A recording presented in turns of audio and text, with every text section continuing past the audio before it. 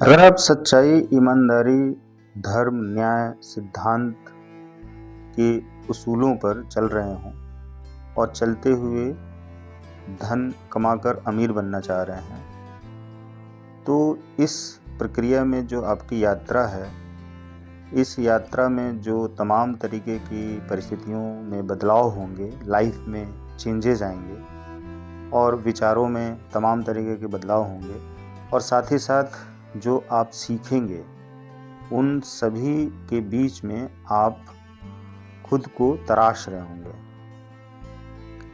खुद को कितनी गहराई से और कितनी शिद्दत से और कितने बड़े लेवल पर तराश सकते हैं, ये तो सब आप की उसी सच्चाई, ईमानदारी, धर्म, न्याय और सिद्धांत के ऊपर निर्भर करता है। आपके साथ दुनिया में कौन लोग खड़े रह सकते हैं और कौन लोग नहीं खड़े रह सकते हैं, लोगों को आप कितना जानते हैं और लोग आपको कितना जानते हैं, और किस रूप में लोग आपको एक्सेप्ट करते हैं और लोग एक्सेप्ट नहीं करते हैं, इन सारी चीज़ों के बीच में जो सबसे बड़ा मुद्दा होता है वो है धन।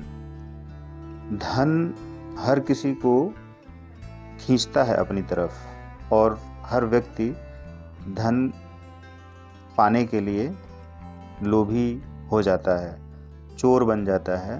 मतलब चूँकि यहाँ पर हर व्यक्ति की बात नहीं की जा सकती है, क्योंकि समय के हिसाब से जो परिस्थितियाँ बदल रही हैं, मनुष्य के जीवन में जो बदलाव हो रहे हैं, उनमें आज जो वर्तमान का वक्त है, इसमें धन प्रधान वक्त हो गया है और किसी न किसी रूप में धन के लिए ज़्यादा लोग, काफ़ी लोग या बहुत परसेंटेज में लोग अपने ईमान बेच देते हैं। उनकी ईमानदारी, सच्चाई, उसूल, सिद्धांत, धैर्य, न्याय, धर्म, ये सब ख़त्म हो जाते हैं और लोग इस तरह से बेईमानी और चोरी पर उतर आते हैं, झूठ, धोखे पर उतर आते हैं। लेकिन आपने ये देखा होगा, चाहे कुछ भी हो जाए, आपने देखा होगा कि जो लोग ईमानदारी और सच्चाई के मार्ग पे चल रहे हैं,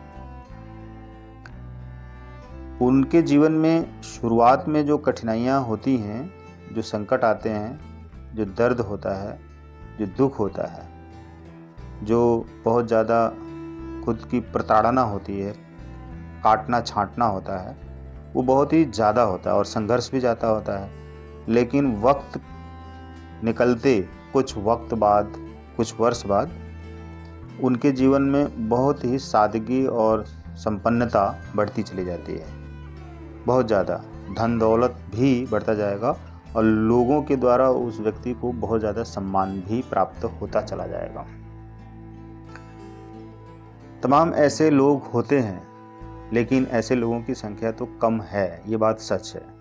लेकिन जो बुरे लोग हैं, तमाम जो झूठ, बेईमानी, धोखे से धन कमाते हैं, उनके पास शुरू में धन ज़्यादा आता है, कठिनाइयाँ तो जितनी होती हैं उसमें वो लोग उन कठिनाइयों को कठिनाई नहीं मानते हैं असल में। कुछ चूँकि हेर फेर, फ्रॉड कर रहे होते हैं, झूठ, दलाली कर रहे होते हैं और बहुत ही ज़्यादा गद्दारी, धोखा दे रहे होते हैं, तो उसमें उनको जो मेहनत पड़ती है, उस मेहनत में उनको वो मेहनत नहीं लगती है। अन्याय या अधर्म के मार्ग पे चल रहे हैं, इसलिए उनको मज़ा आता है। शुरू में वो मेहनत भी मज़ा आता है।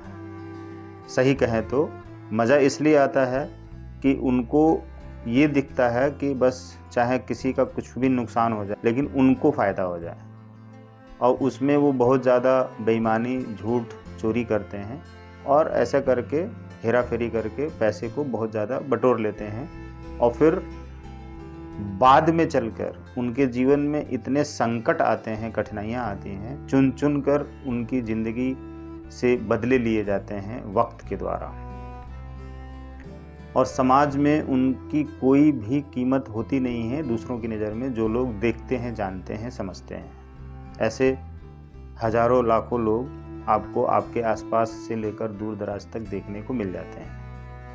तो उनकी लाइफ में उनका जो केस स्टडी है आप कर सकते हैं। आप देखेंगे तो पाएंगे कि उनकी ज़िंदगी बहुत ही नरकीय जीवन है, और बाद में चलकर एक उम्र के बाद, एक वक्त के बाद वे बहुत ही सड़ी हुई नरकीय जीवन, बदबूदार जीवन गुजारते हैं, और उनके हाथ से हर वो चीज़ निकल जाती है जो उन्होंने झूठ तरीके से कमाया होता है, बेईमानी से, धोखे से बनाया होता है, बटोरा होता है। वो सब कुछ निकल जाएगा, कोर्ट कचहरी में चला जाएगा, मुकदमे में चला जाएगा, दूसरों के द्वारा लूट लिया जाएगा, और भी हज़ारों तरीके की ऐसी बातें आती हैं ज़िंदगी में। फिर क्या होगा? जब ऐसी हज़ारों तरीके की बातें आती हैं उनकी ज़िंदगी में, तो फिर वो कुछ भी करेंगे तो उनको वो सुख के दिन नहीं लौट के आ सकते हैं, क्योंकि उन्होंने कभी भी किसी को सुख नहीं दिया है। और वहीं पर अगर सच्चाई ईमानदारी से आप काम कर रहे हैं तो लोगों को आप सुख दे रहे हैं, और आपको प्राप्त कम हो रहा है धन। ऐसे बुरे लोगों को धन पहले ज़्यादा प्राप्त होता है, लेकिन लोगों को दुख ही दे रहे होते हैं। तो दुख देकर धन प्राप्त करते हैं तो उन्हीं लोगों को बाद में बहुत ज़्यादा दुख मिलता है। लेकिन जो सुख देकर धन प्राप्त करते हैं तो शुरू में तो उनको धन कम मिलता है, लेकिन बाद में उनको, अभी तो दुआएं उनको मिल रही हैं क्योंकि वो सुख दे रहे हैं तो सुख मिल रहा है। धन कम है, उसकी वजह से उनको कष्ट हो सकता है, दुख दर्द हो सकता है, अपमान भी हो सकता है, गरीबी का या अभाव का, कर्ज का परेशानी हो सकती है, रोड पे भी आ सकते हैं। लेकिन अगर उन्होंने धर्म का रास्ता नहीं छोड़ा किसी भी हाल में, तो जल्दी ही उनके दिन पलट जाएंगे, और देखते ही देखते जो उन्होंने सुख बोए थे अभी तक, वो कई गुना मल्टीप्लाई होकर सुख तो आ ही रहा है, साथ में धन भी बहुत ज़्यादा आने लग गया। तो उनका होल लाइफ, बाद वाला लाइफ एकदम आसान हो जाएगा, शांत हो जाएगा। लोग, हजारों लाखों लोग, करोड़ों लोग दूर से या नज़दीक से चरण स्पर्श करेंगे और प्रणाम करेंगे और तारीफ करेंगे और दुआएं देंगे। तो उस व्यक्ति की ज़िंदगी स्वर्ग बन जाएगी। दूसरी तरफ जिसने बेईमानी से किया उसकी ज़िंदगी नर्क बन जाएगी। तो आप किस श्रेणी में आते हैं? खुद को किस श्रेणी में आप देख रहे हैं? अपने आप को देखिए, चेक करिए कि आप बुरी श्रेणी में हैं कि अच्छी श्रेणी में हैं, ईमानदार हैं कि बेईमान हैं, धोखेबाज हैं या विश्वास बनाने वाले लोग हैं, सच्चाई से काम कर रहे हैं। बस यहीं पर धर्म अधर्म है और ईश्वर है और ईश्वर नहीं है। राइट? तो मेरे प्यारे साथियों, मेरी इन बातों को बहुत गहराई से समझिए और समझकर अपनी ज़िंदगी संवारिए। धन्यवाद।